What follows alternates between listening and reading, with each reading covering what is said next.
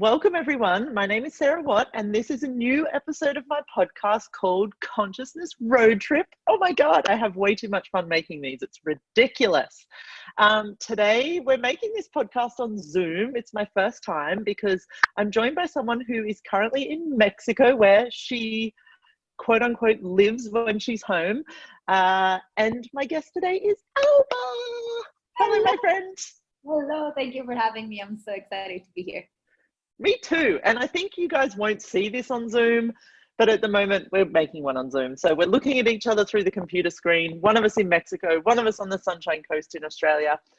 And I was looking at this leading up to the podcast, and because, you know, sometimes I pick a topic to talk about, sometimes we just start chatting. But when I look at Alba's world and I kind of tap into the energy of what Alba is for me, you very much have this energy of the world being your playground. Yeah. I see you traveling around the world a lot. You're a translator for Access Consciousness, which is how we've kind of worked together a lot amongst many other things. You're also very much a facilitator of Access Consciousness classes. So I thought at least we could start there, like this energy of the world being like a big playground and what that is for you. Well, it is our oyster, right? I mean, that's how the saying goes in English. Even before Access, we've been gypsies. I was like 17 years old and we've already moved from 6 different cities in Mexico.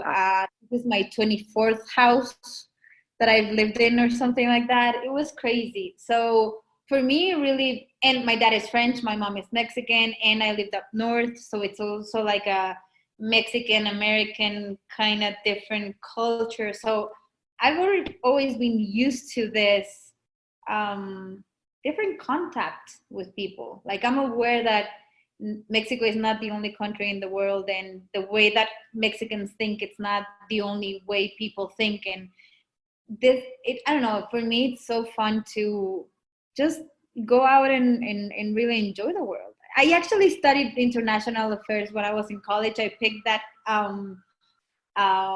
major, I think you say it, or yeah, major, because it was something that it was so different. Like, it had, usually in Mexico, most of the majors have like the first 2 years, they're exactly the same subjects that you take. And this one was the only one that was completely fresh, completely different. You did not take anything of the standard that anyone took. And it was a totally different vision of how the world looks. And for me, that's always been like, kind of like, well, I would enjoy to know how Japanese people think. I do enjoy knowing and asking questions. Like, someone was telling me the other day that they were giving a concert in Africa, and the rapper that was there took their dog with them. And then they were taking the dog to take a dump in the morning, because that's what you do when you live in. And the Africans were that, I don't know, I think it was in, I don't even remember the country that it was, but they were all making fun of them. They were like, what the heck are you doing with that dog? Like, you need to take a dog. You need to, why are you taking them on a walk? Like, that was so foreign to them. Like, completely out of their mind, completely out of their reality. It did not make at all sense. And for the other one was like, well, what do you do in the morning? I mean, they have to take a shit. You need to take them out. So it was this completely different contrast of both people looking at the same thing going, what the fuck is going on here? So, I mean, for me, that's just, I don't know, it's fascinating to know all this.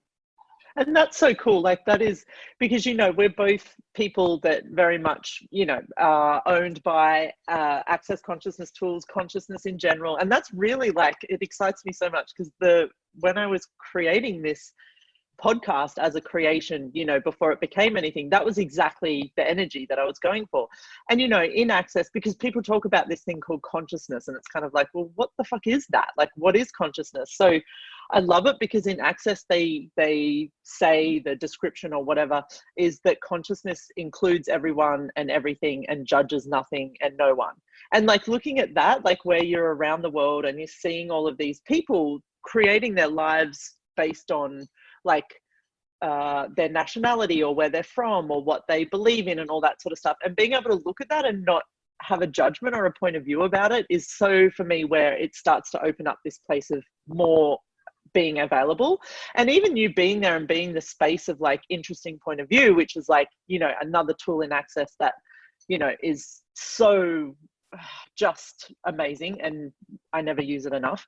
Where you, yeah, exactly. And where you being that and being around the world, that's exactly what I was looking at with this podcast, is talking to all of you guys that travel a lot, having consciousness as your, you know, as your agenda, or as your, like, what you're spreading in the world, and just how much that changes just by you being you. Yeah. And it really is a priority, at least for me. It's like, I can be interested in point of view, like you said. Maybe I don't see eye to eye with certain people taking certain choices, or I could totally see myself. This is something that I would do so much before Access, but when I didn't have the tools, that I would look at a situation and I would see someone judging that person that was taking that choice, and me saying, but I totally get it. Like, I totally get why this person is choosing that. I can totally see myself if I was under those circumstances.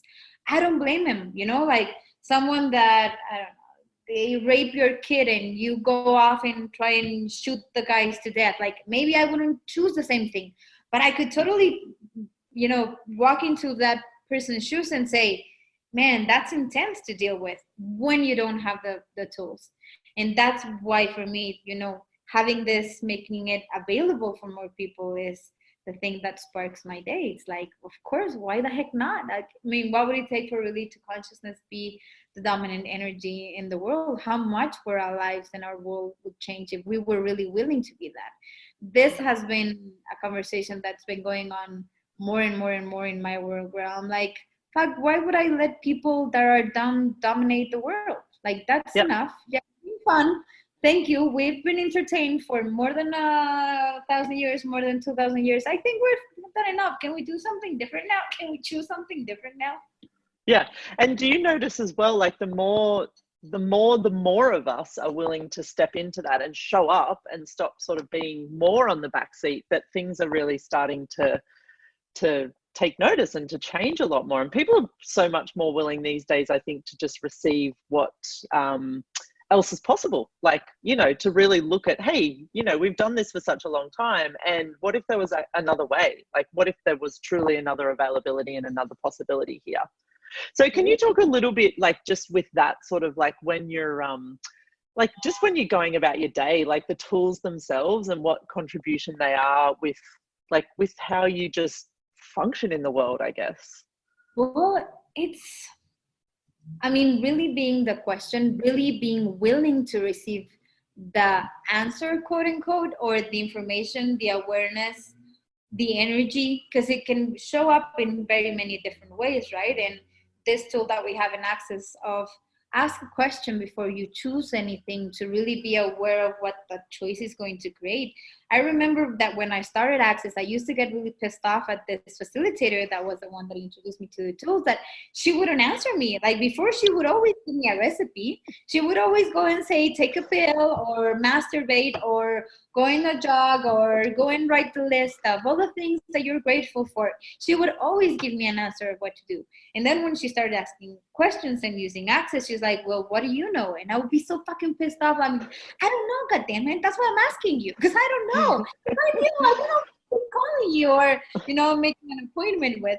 But then when I was over it, and the thing that at the very beginning made me like be weary, or just make me be on that defense mode with Access, was like, what do you mean that I'm so aware that I can be in other people's realities? What do you mean that my thoughts are not my thoughts? Of course they're my thoughts. They have connections. We have neurons and we have pathways, and of course they're mine. But then just 2 seconds later, or I don't know how many months after I was rejecting that information, I was like, wait, there are times when I know what the heck is going on. There are moments where I don't need to have any conversation with anyone. And I know that they are hurting. I know that they are crying. I know that they are pissed off. I know that they are, you know, exhilarated and super joyful and whatever. And they haven't said anything. So maybe I am a bit more aware than I had considered possible. And when that really sunk in, I was like, oh, that's why you ask questions. Because Yeah. you always really do know something. Maybe you don't have the full picture, maybe you don't have the full information, but you do at least know a bit. And when you Yep. recognize that you know this much, this bit, then you can choose more and you can ask for more information to find you and to just come to you and show you what other possibilities are there. So for me, that's the playground of your life. That really is the thing that makes you choose a very shitty life or a very miserable life or an amazing and ecstatic life that everyone would be like, oh goddamn, I wish I had that, or oh goddamn, I wish I was believing that. Yeah. And I think we all can choose it, but it really depends on our choice. It really depends on us. I love that so much. And it was so much the same for me. Like when I came along and they were telling me all this stuff about actually, I know everything that's available and that's possible. And also that thing you touched on about, you know, perceiving or being aware when someone's cranky or upset or happy. Like how often do you walk into a room or, you know, you get a sense to call someone or someone calls you and before they've even said a word, you're like, whoa, this person is like pissed or angry or, and then on the other side of things, when you're in that space, like for me, I can suck the energy out of a room. Like when I'm pissed, like yesterday before I got my bars run, it had been too long and I was at that point where I was like, everything was off kilter. And if you guys are listening to this and don't know what the bars are, please find out. It's like the best thing ever so far, one of them.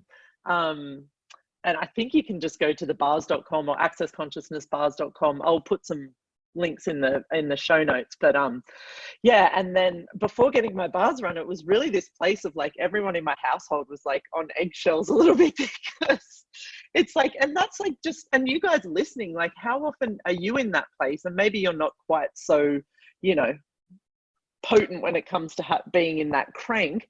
Maybe you're more an internal cranker. But also when you perceive people around you being happy or sad or angry or whatever that is. And exactly what you were saying, like when you're willing to just acknowledge and recognize that as something going on, that's the space when you can ask for more to show up. And from there, exactly what you were saying, it starts to like just open all of these things. So, you know, on all of these podcasts so far, we've talked about like there may be people listening that have done a lot of access or no access. But the thing I found that helped me so much and changed my life, you know, so dynamically in the past 3-4 years is that being willing to acknowledge every little change and then keep asking for more of that to show up. Yeah, totally. You know what you were saying, like there's people that when they are in a bad hair day or they are angry or whatever, they just keep it to themselves. I think those are the ones that make me the most scared. I'm like, oh, better watch out. He's not saying anything. Because I know that I used to be like that before. When I was angry, I didn't speak at all. So everyone was like, oh, I wonder what the heck is going on. I wonder what is she going to do now? Like, is she going to be like totally lunatic and I don't know, take a gun and threaten me or something? That of course it was never the case. But it's so amazing how much can we perceive that energy and how we all go about into all the conclusions that we have or all the reference points of how people with that same energy, with that same mood, with that same personality, with that same reaction, it's like you're almost expecting them to behave in that same pattern that you've always known. But then when you ask a question and then when you really allow yourself at least to be that, like if for example, me, that before when I was super angry, I would just shut down and be like angry at myself. And I would be like, I just want to kill you, but I'm not going to say anything, but I really want to kill you. And everyone knew that I wanted to kill them.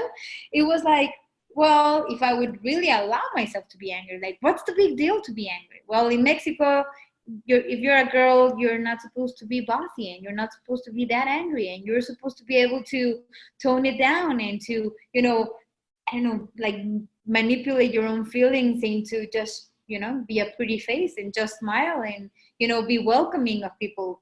But why the fuck would I be welcoming if I just want to be by myself and I don't want to talk to fucking no one, you know? Yeah. When you allow that, when you allow really that energy to be there and you allow yourself to look at it and to really see what is going on. Because sometimes we get angry and we don't even realize why we're angry. Or we don't know how much of a depth or like how profound it can be, like how old is that anger? Like lately with me, I've been noticing some energies that I had been presenting themselves, and I'm like, wait, this is an energy that's been there for at least 30 years, and I'm 38. Yeah. So it's not something new. It's not like, oh, this happened and that's why I got angry. It's like, no, no, no, no, no, no, no, no. This happened. And this is just a teeny like tip of the iceberg that is actually like the first piece that you can really see. So if you want to really change it, just tap into and be, okay, I'm going to open more space. I'm going to be willing to really look at it instead of just fighting it or trying to control it, which is what most of us tend to do, because that's what we've been taught, right? I mean, it's not that we've always been having these tools. Thank God for access consciousness and the facilitators that are all around the world talking about it, so more people, you know, can use it. But I don't know, for me, it's being present with whatever is and being willing to look at it makes such a huge difference on the way that I can go about my day to day, like with everything, with my body, with lovers, with everything. Yeah. Yeah. And I think as well, like what you were saying, it was very much the same in my household when I was young. Like if my mum was screaming and yelling, it was kind of fine. Like you sort of had a somewhere to pinpoint what was going on. But when the house went quiet, it was like, you started doing that thing of like waiting for the other shoe to drop.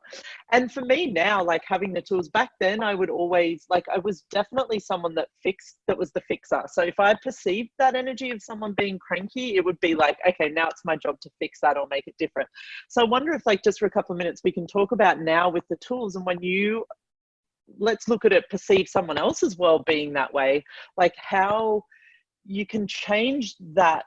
And it doesn't become a necessity to change it. You don't have to change it. It's totally a choice. But through never having to align and agree with their anger or resist and react to it, but actually by just stepping up and never toning any part of you down and continuing to be all of you and more of you, and how that can actually permeate out into the world and change absolutely everything. And we talk so much in Access about energy, which, you know, when I came to Access, the tools were solid. They were real. It was like, I can sink my teeth into this stuff. And it was like, you know, the ESB classes and ESCs and SOPs, which are, if you're listening, you don't know what that is, we can put some more notes in, and, you know, you'll learn more about it. It's no biggie. They're basically just classes and trainings around using energy, and how really, like, that is the language of all of us that we all share. You know, you're a translator for Access Consciousness. You work with us translating a lot of material for us from English into Spanish and vice versa. And that's like to convey things with speech, but also this place where we all are continually communicating with each other energetically. And that place where the playground side of things really comes in, because when you're willing to start playing with the energy of things, oh, we have a special guest, that when you're willing to start playing with the energy of things, that can change everything without ever having to talk about it or anything. Yeah, totally. And when you really, I don't know, for me, it's like when you're really willing to look at what you know, when you're really willing to be aware of what you're aware of, even though that sounds like, what? No, sometimes you really do play dumb of your, I'm not aware. Oh no, she's not that angry. Oh no, I'm pretty sure this business is going to work just fine. He told me so. He would cheat about this. You can tell that I'm in a big city, right? Sorry about the silence. That's fine. It adds some drama to our podcast. I love it. You're actually willing to look at those things and just not kid yourself and not cheat yourself out of that awareness. That's when you are really making your life your own. You're really owning the creation of it. You're not just, oh, this happened to me. Oh, this dude did this to me. Like really, really, really, no one does anything to you. And the first time that I heard that, I was like, no, there's people starving in Africa. Or there's a woman bleeding to death because she chose to have an abortion in a clinic in whatever, in a Catholic country where they don't have anything, and she's going to die because of that. That's not right. That's super unfair. And then I was like, well, and then there's choice. There's choice in everything. There's choice in which country did you choose to live. I came back this last time to Mexico, and I had been away for a month, and really in the last 6 months, I think if we put it out together, I may have been home like 20, 25 days in 6 months, and all scattered all around. And I was like, why the fuck did I chose to live here? Like, why did I chose Mexico? I was really trying to look at it, because there's so many things that Mexico brings up to me. And then I just I pushed out all the judgments that I had that were coming up, because, in Mexico, there's corruption. The government corruption and police corruption are like pretty much the standard. And it's like every day today, if you want to open a bar, you need to include in your balance sheet how much money are you going to have to give to the cops, or how much money extra you're going to have to give to the government for you to have your license to be able to sell alcohol. Like, that's something that you need to be aware of, that you need to have a cap for it. Not, in this, all of this, that I was like, man, I cannot really wear a skirt here, because if I wear a skirt, 2 seconds later, I'm going to be called out something, or someone's going to whistle to me, or someone's going to give me like a really uncomfortable look. And I was like, okay, if I didn't judge any of it, like if I just look at the energy of why did I chose Mexico? Why Mexico out of 174 countries in the world? And I really was able to perceive just the energy and the space that Mexico is, and how much has this country contributed to me. And I was like, it doesn't need to make any cognitive sense. But I'm like, that's why. Okay, cool. I don't need to make any sense of it, but I can receive from it in a different way. And I think exactly what you were saying as well, like whether it's the city you live in or the things you spoke about before with like the woman choosing to do something and dying from it, like also it's where we've all aligned and agreed, like something comes into your world about why the fuck did I choose Mexico? Like most people will then make themselves wrong or make the city wrong. And then with the woman choosing to, do the illegal abortion, we would make the religion wrong or her wrong. Like when you get to that place of, well, we spoke about interesting point of view, which really is the tool that will change all of this if you go straight to interesting point of view.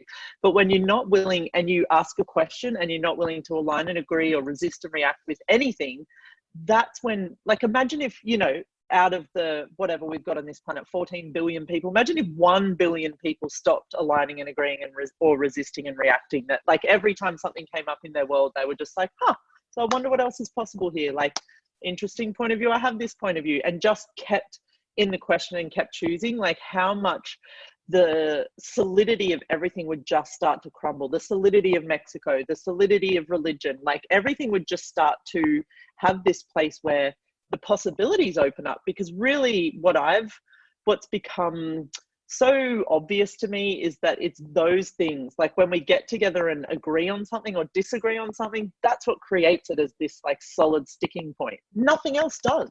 It's not the thing itself. It's not that it happened or didn't happen. It's really us and our points of view and what we almost gang up together on and believe together that really is what creates it as this solid thing. And what if it was so easy, and like, to wrap it back around about the world being our playground, like if we really treated it that way, like children, where it's just like yes no boop boop boop, and we moved through the world with that sense of ease and speed and like space, that there would really be nothing in this world that could like stick us. Yeah, exactly. Yeah, totally. Like what you said, there's really nothing to anything but the point of view that we take on. Like if I'm Catholic and I think that abortion is bad, then I'm going to judge the woman that chose that, and I'm going to judge the doctor that helped, and I'm going to judge the nurse, and I'm going to judge the fuck out of everyone without really noticing like, oh, maybe there's no wrong in it. Maybe there's just a choice. And it would be so much easier. I mean, for real, how much lighter can our lives be if we just stop judging ourselves for anything that we choose? And no matter, and I think that tool of interesting point of view, when you really use it, is you can really choose anything. You can really go anywhere and be anything that you like. And that's also super yummy for me. Like for so long, I resisted being called sexy or being called a hottie or being, someone that would draw attention walking. I would like just be like a straight, like just hiding myself. And then I was like, well, if it wasn't wrong, and if I really wasn't doing anything on purpose, but I was just receiving from it, and it also changed my body so much. Like that really relaxed my body, being able to receive that. So I wonder, what can our listeners choose now? Like, what have they been receiving, or what have they been reflecting that now they can be like, oh, interesting point of view that I have a judgment about it. Interesting point of view, I think this is wrong. Like, how does it get any better? And I have the next idea for our next podcast, which I'm already booking in for some time. Let's do this one live when we cross paths somewhere, but let's do a podcast on bodies too, and talk a lot about what you just said and how, because I've noticed a lot of change with my body lately that I haven't really talked about a lot yet. So maybe next when we meet up, stay tuned. And thank you, because really, like, people listening to this, even I've been in Access for a lot of years, and still now I get overwhelmed with like this choice thing and like the tools and blah blah blah. But what if it could be fucking easy, and really fucking easy? And what if it was just, sometimes things will come up and you might need to look into it a little bit more, you know, attend as many classes and calls as you can, get around as many Access people as you can, and remember the simple things. Like, interesting point of view has been the biggest tool we've talked about here. Like, to go to that place at any time, it's going to get you out of 110 billion% of everything. Really, like, that is you don't even have to remember any other tool. But then also ask a couple of those basic questions, like, okay, interesting point of view, I had that judgment. Interesting point of view, I'm pissed off and want to kill everyone right now. Let that energy come up of interesting point of view, and then ask a question like, okay, so what else is possible now? Yeah, would I like to choose to be angry for another 10 seconds or another 10 hours? And like, having that place where, yeah, whatever is up in your world, there is something there, right there, that you can do to change anything. And even if the change is to just have ease with it, whatever it is. Yeah, cool. Totally. Thank you so much, my friend. Thank you for, and before we go, like, how can people, and I can put some notes so people see it as well. So if people want to see you, where can they, have you got a website? What are you doing next? Where are you going? What's happening in Alba world? In Latin America in the next few months. I'm going to be in Venezuela in February. I'm going to be also in Colombia in February. I think in March I'm going to be in Bolivia. You can check out all my future classes in www.albamolteni.com or my fan page at facebook.com/albamoltenicf. You can find everything there. Thank you so much for having me, Sarah. This was fantastic. I adore you so much. Every time I'm with you or around you, or I even tap into your world from the other side of the world, it makes me smile so much. I'm so grateful for you and everything you're creating in the world. Miss Alba Molteni, thank you so much for being my guest, and I look forward to squeezing you in person again soon. See you very soon, Sarah. Thank you so much.